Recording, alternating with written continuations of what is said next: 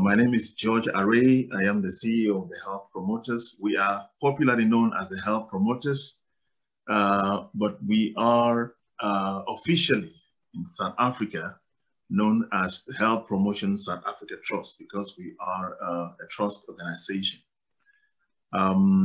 Yeah, I just want to say that I am really thankful for this opportunity, and also I want to thank the organizers, because this is really amazing that we can be focused on community health, something which we have been preaching for a long time. But for some reason, the mainstream is giving a deaf ear to our message. I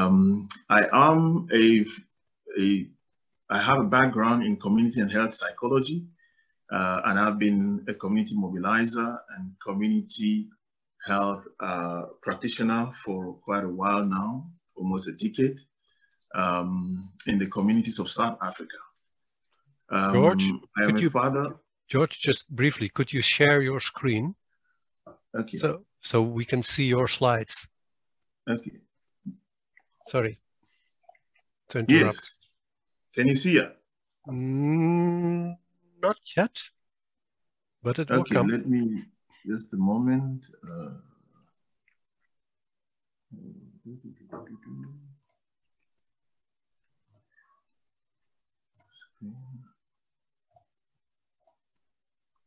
Okay, let's do.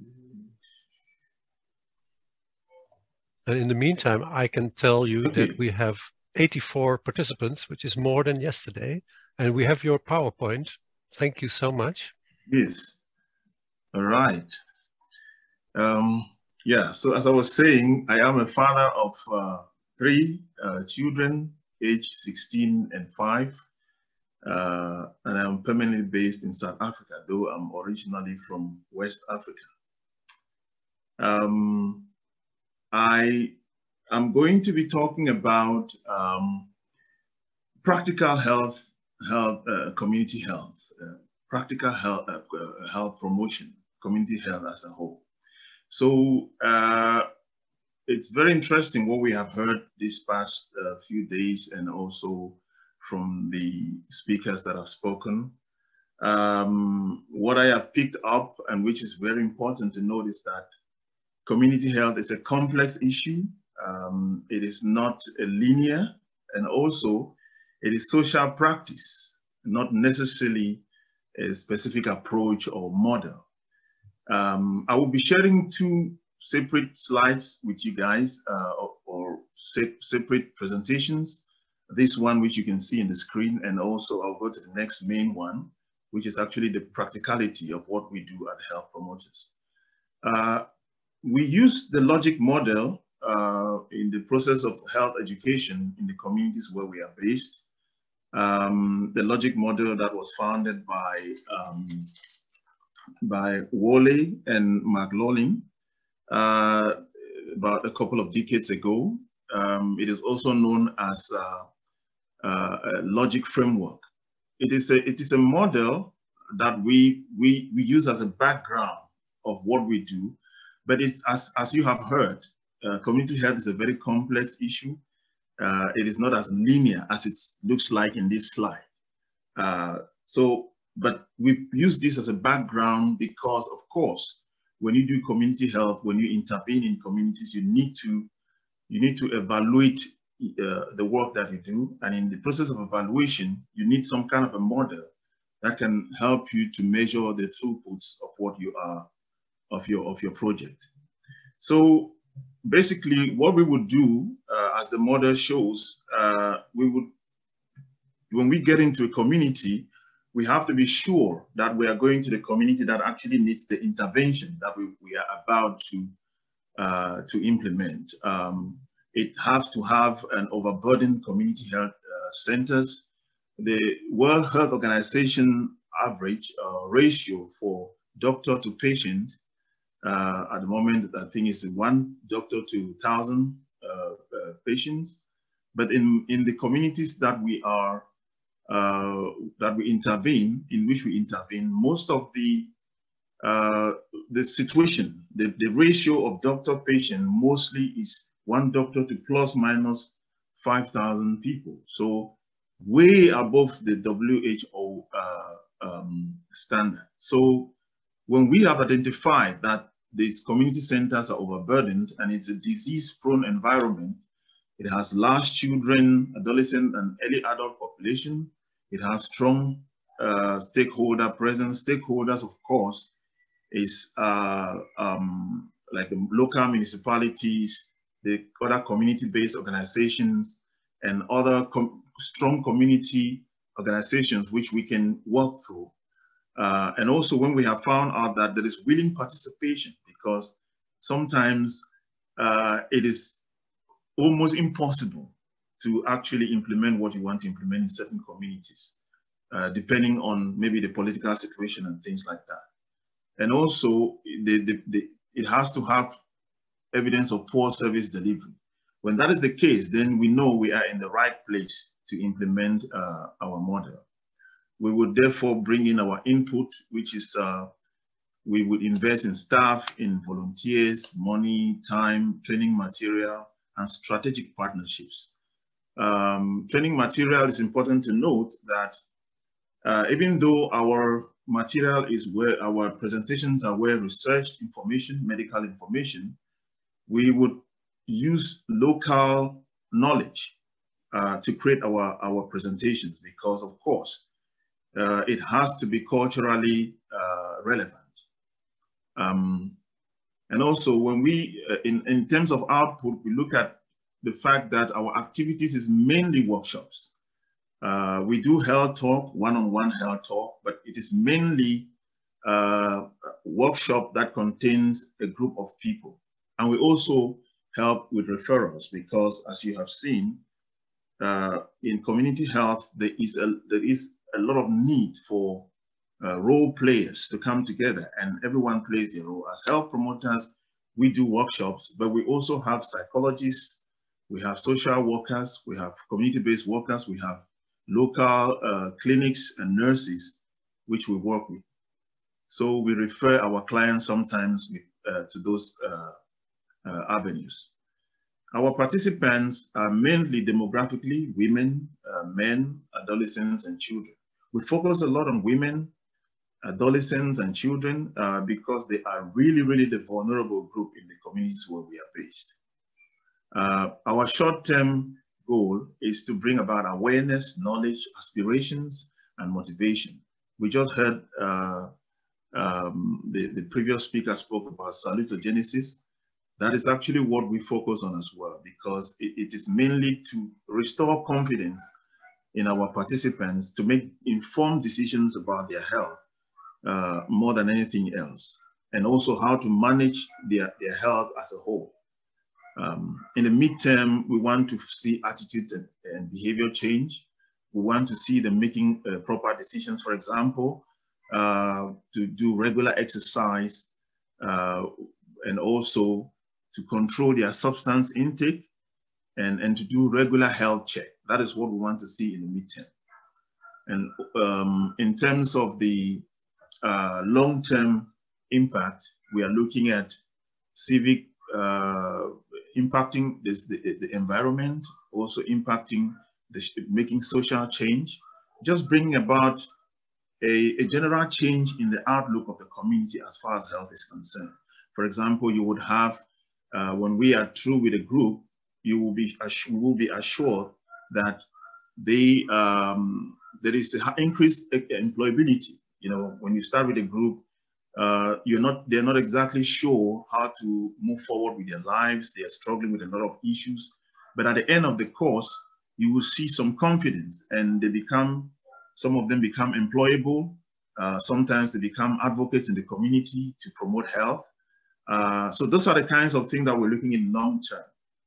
But now let me go to the presentation, which I'm going to do like in depth at this moment, which is the practical process of health promotion, and also our intervention in the communities where we are based. Let's see, let's see. Okay, All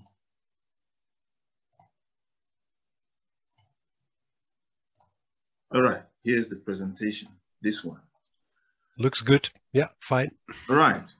So I'm going to take you through now the practical process of when an individual or a group comes to our center and what happens right up to the point where they are now a certified health promoter. It is important to note that we are not a vocational training center. What we basically do is that we bring about awareness and we conscientize our communities on the endemic health issues that is plaguing those communities. So we have a program that is a project that is called the HPSA. HPSA stands for Health Promotion South Africa. HPSA Basic Health Education Course. So this is basically the course through which we deliver our service. The Basic Health Education course is made up of 12 compulsory workshops and 10 optional workshops. And basically what we do in this course is that we educate people in all the essentials of good health principles and healthy lifestyle. And we also teach them how to prevent and manage diseases, both communicable and non-communicable diseases. The optional courses are mostly taught with groups which have some specific issues. For example, if it's adolescents, we would focus on, say, teenage pregnancy, which mostly plagues the communities where we are based. Or if it's gender issue, for example, now in South Africa, there is an issue of gender-based violence. We sometimes will focus on that because it concerns, for example, women, married women, or women in intimate relationships. We teach on a simple level, this in basic health education course. We kind of start by taking it from the grassroots because you deal with people that have information about health, but most often than not, the information is wrong. So what we do is that we start from the scratch to teach you how your body works, to what kind of, what are your body organs, what are their functions, and what happens when they contract diseases. And so we condense medical information. We make sure that these presentations that we have can bring to light how the body functions, how when it's healthy, how does it function, when it is sick, how does it function. And so just to give the people some kind of an overview of how their body works. That is basically what we do in the basic health education course. But we do that through programs because we don't, as I said earlier, we don't focus on just one group of people. We focus on children, adolescents, early adults, and elderly. And so every program has specific groups that is targeting. So we have what is called the Health Promoters App programs, like the app that you would find in an email address. The Health Promoters App programs. These are the programs through which we implement our initiative. We have Health Promoter at school, Health Promoter at creche. At school, for example, it seeks to help the people and the teachers of the school to understand the endemic health issues that are plaguing their school and community, especially their school, and how they can prevent them. We teach topics that range from body changes and puberty to first aid. Just give them some crucial information on these issues. And we usually do, it is participatory because the school will have to participate in the formation of the material that we will be using to teach them, because of course, that their school is a unique environment and they understand what are the issues, unique health issues that are plaguing their school. Some schools have a problem of drug abuse. Some schools have a problem of teenage pregnancy. Some schools have a problem of bullying. So we look at what is the the main problems health problems in the school that we can tackle to make sure that learning is more conducive. And in the health promoter at creche, basically, we do not teach the children, the creche children, but we teach the caregivers. We teach them some basic health and hygiene measures. For example, how to look out for a child that is being neglected, or a child that is being abused, or a child that is being malnourished. So we teach them those things, and then they become more aware of how to cater for the children in their keeping.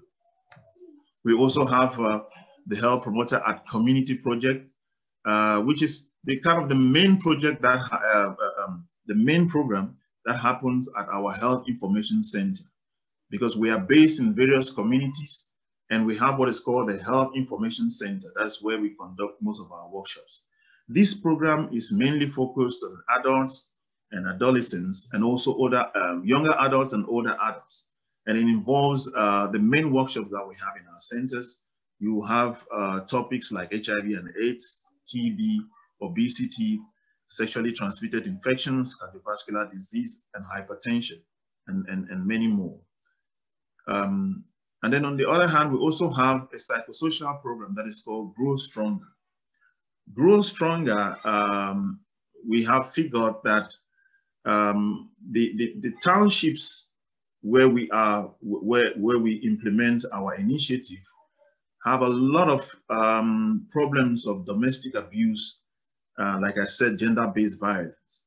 And this program is mainly focused on women. It teaches them some psychosocial skills on how to navigate the rough socioeconomic terrain which they are finding themselves in. It's a 10 weeks course and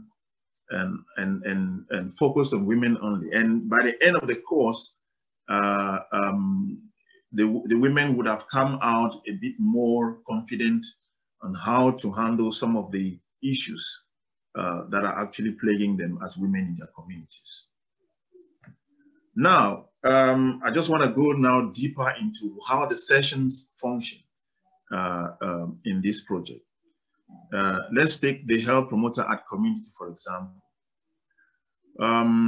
We start by doing marketing, because you need to understand when you are dealing with the kinds of people that we are impacting from very vulnerable communities, they are not very interested in learning. Learning is not in the priority of their needs. They are mostly focused on projects that can provide them with tangible things like food parcels and clothing and stuff like that. So in order for them to be motivated to learn, you need to do some serious marketing. And so we do advertisement in order to recruit the people that come to our centers for education. We use radio, we use newspaper in some cases, television. We have been on television a couple of times. We use word of mouth and social media. But these last two, word of mouth and social media, is kind of the key way that we reach our clients, because we live in culturally homogeneous communities. We work in culturally homogeneous communities. So communication is facilitated, and also it's very clustered communities where people live in very close proximity. So word of mouth is a more easier tool to spread information and to invite people to the workshops. Social media, of course, nowadays nearly everyone has smartphones, and so we use social media a lot. We have Facebook and WhatsApps. We subscribe to community WhatsApps and Facebook pages and walls, and we advertise ourselves and speak about the things that we do, what we want to achieve, and the benefit of the project for the community to be invited to the centers. And so when we have marketed the project, we will have then people come into the centers, what we call the health information centers. Say for example, this group, the SIACA group that we currently have, is made up of women of between in their adolescence and mid-ages and men, they would attend to subscribe so that they can take the course. And so when they arrive at the center, we would then do what we call an introductory session. And in this session, a lot will be discussed in terms of an overview of what the course is all about. For example, we will talk about the ground rules of how the workshops will be conducted. And then we will also talk about, we'll also pick the brains of the groups of people that we have welcomed in the center to try to see what are their expectations, what do they expect from these workshops. And also, we would also give them our expectations. And the good thing about it is that because we are in culturally homogeneous communities, our facilitators have like some cultural competence. So they really understand culturally how things work in those communities. So we will engage in those kinds of conversations to understand what the community really want and also what are they expecting to get from the workshops. Then we will also present the course, what the course would look like. Our BHE course has compulsory, as I said, compulsory modules and optional modules. For the purpose of this presentation, I only put a few here, but these are some of the compulsory modules that we will be teaching the groups of people. Health, hygiene and health, safety and first aid, healthy eating, healthy hearts, healthy lungs. So we will introduce them to these topics. And if they have questions, they would ask just to be sure that they are aware of what they are going to be learning. And then when this is the compulsory examples of compulsory topics. And then these are examples of the optional topics: healthy pregnancy, healthy sex, avoiding sexual abuse, healthy sex for young children. This one specifically, we will not teach without consent from the parents of the children. We have to make sure, because of the cultural sensitivity of these kinds of topics, the parents will have to give their consent for us to teach these basic issues about sexuality to the children. Oral health, for example, is one of the optional topics. And healthy teen years, you know, we teach about peer pressure, how to live healthily as a teenager, how to resist peer pressure and stuff like that. Recognizing depression and suicidal ideation. So these are some of the optional topics which target specifically adolescents. So when we have done that, then the group is now ready for the workshop. And so we would then have to register them officially. And this is how our registration form looks like, an attendance record form for the workshops. The topic would be on this side. If it's HIV and AIDS, for example, the center where the teaching will be done, the name of the group, the date, the signature of the facilitator, the time frame of the workshop in question.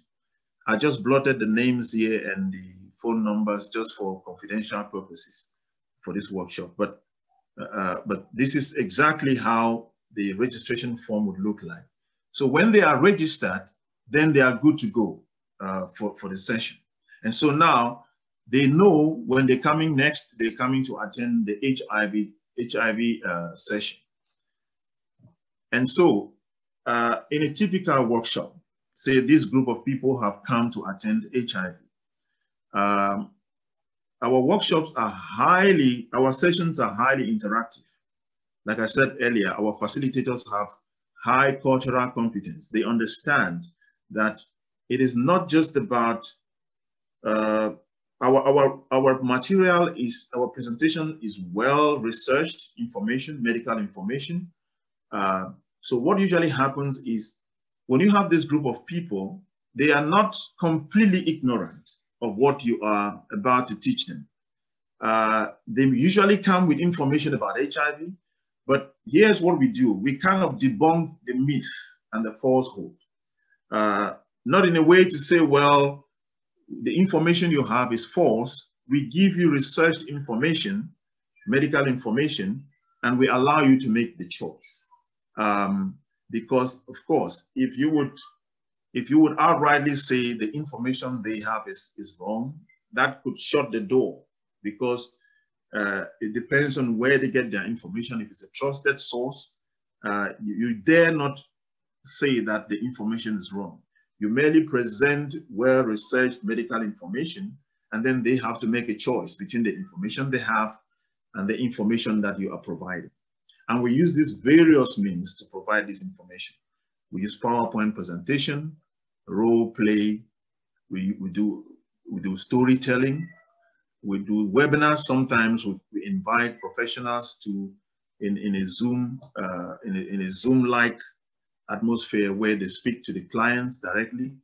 And we also use a lot of social media, like Google Classroom. It's what is called Google Classroom, where we don't necessarily, especially now in this dispensation of COVID-19, we don't always have to have a group of people. For example, presently, South Africa is in adjusted level 4 lockdown. So we cannot gather a group of people like we did before COVID anymore. So we use social media a lot and webinars to teach the participants. But we do that, we have what is called instant translation. So even though our presentations are in English, our facilitators are trained to translate instantly to the local population, because some of them do not understand English properly. And so when we have a group that have gone through the compulsory course and the optional course, and then we have to now do assessment. There are two types of assessment, the oral and the written assessment. The oral assessment kind of happens throughout the course. You know, we do focus groups, we do quizzes during sessions. We ask questions front and back, and during the interaction, there's a lot of questions and answers. But at the end of the course, we would make sure that we do a written assessment where the participant would have to answer some questions just to be sure that they have really grasped what we have been teaching them throughout the course. And then when we have done the assessment, the next phase would then be to capture data. Data capturing also as well happens throughout, but at the very end of the course, we have to capture data to see who has been successful in the course and who has not really been successful in terms of their response in the questionnaires. And then we would have to maybe look for a way to cater for those that have not really been able to succeed in the course, and see maybe there is something else we need to do for that specific individual. And then when we capture data, and then we will be certain of who will be receiving our certificates of completion, and who would continue to maybe be given an extra help in the process. And this is a template of our certificate. So a group of people that have gone through the course, at the end of the course, they will receive a certificate of completion, which actually will show that they are a health promoter. So basically, they usually say, be careful of what you pray for. Before COVID, we actually struggled to get people to attend our workshops. But COVID have actually put us in the map in these communities, because unlike before where people were dragged into the workshop, now they are actually rushing into the workshop. We have waiting lists of people who want to attend the workshops, because health information now is no longer optional. It's crucial. You know, it's a matter of life and death. So people want to be educated. They want to know, because there's a lot of fake news out there, especially when it comes to COVID-19 these days. And so people don't want to rely on fake news. They want to know, have first-hand medical information.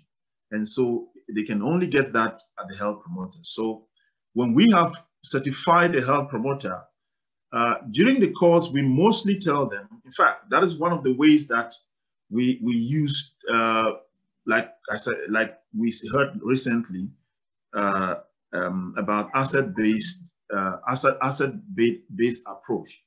When we have a group of people attending our workshop, because our workshops are free of charge, one of the ways that we ask them to help us, you know, after the workshop, we need their help to be our ambassadors, to be the health promoter in the community, because we are just a small non-profit organization. We cannot reach everybody.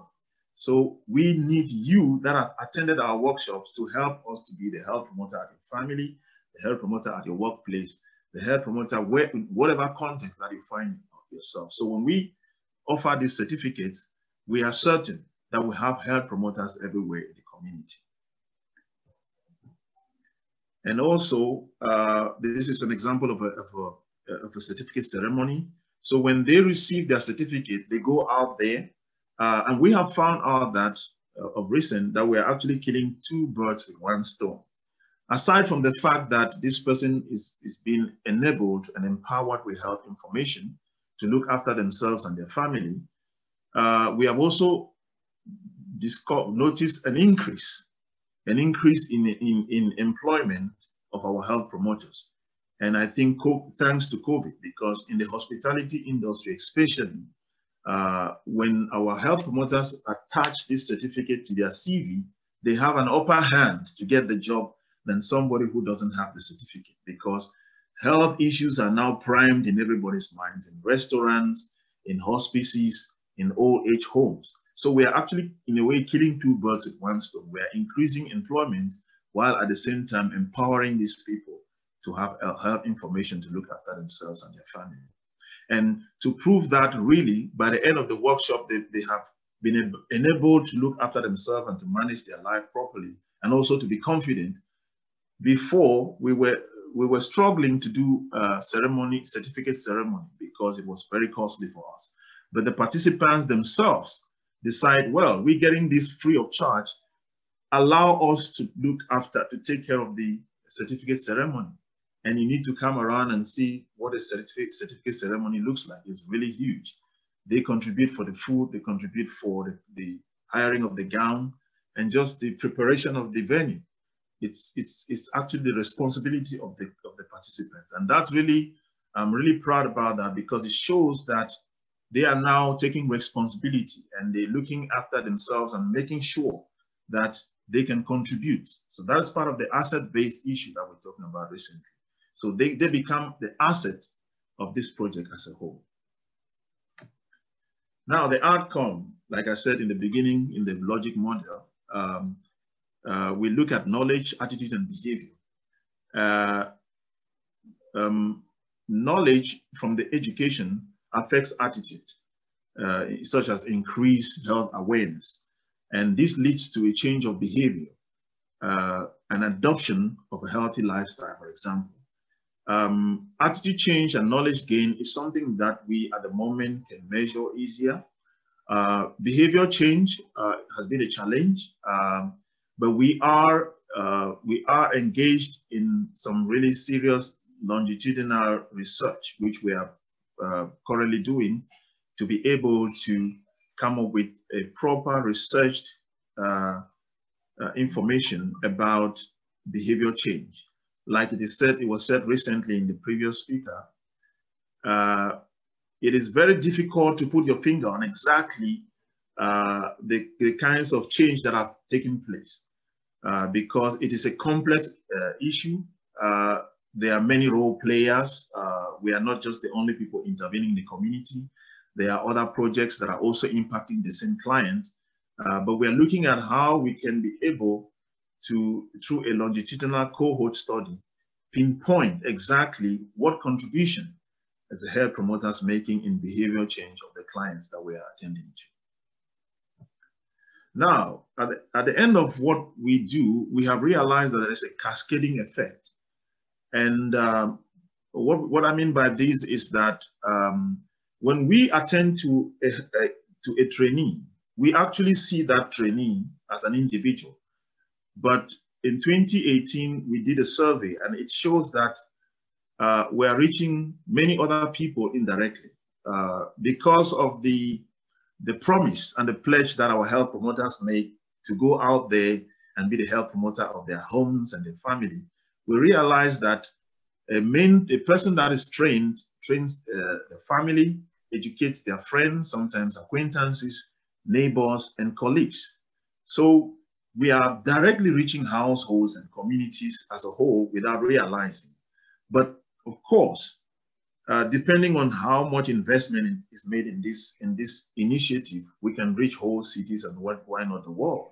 So there is a serious cascading effect that we have found in this. So for every single trainee, there is at least 5 different people that have been reached indirectly by this certified health promoter. So in a nutshell, when we have empowered a person to gain knowledge and to change their attitude towards healthy lifestyles, we also are reaching more people indirectly in the communities. And in the long run, the impact is cannot be overestimated. It is social, it is environmental, and it is even socioeconomic.